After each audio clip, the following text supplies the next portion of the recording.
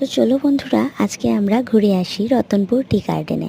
আমরা আজকে যাচ্ছি আমার শ্বশুরমশাই শ্বশুরমশাইয়ের ভাই, আমার কাকা শ্বশুরের বাড়িতে।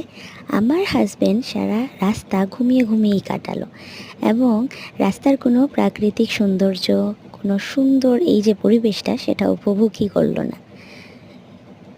সেখান থেকে নেমেই একটা দোকানে নেমে পড়লো কিছু একটা কিনবে বলে, আর আমরা বেরিয়ে পড়লাম ওদের বাড়িতে যাওয়ার জন্যে।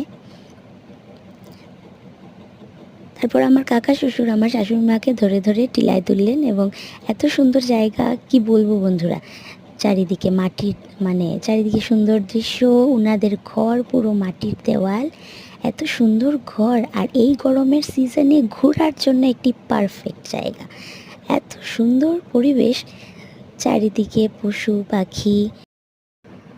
ওদের বাড়িতেই সেখানে ওরা হাঁস, মুরগি, কবুতর, গরুর ছানা, ছাগল ছানা, এইসব ওদের বাড়িতে ওরা একসাথে থাকে। এবং দেখো বন্ধুরা, ওরা কি মজাতে মুড়ি খাচ্ছে।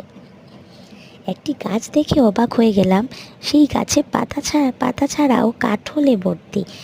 আর আমার ননদ কুয়ো থেকে ঠান্ডা, ফ্রিজের থেকেও ঠান্ডা জল তুললো। দেখো কত সুন্দর।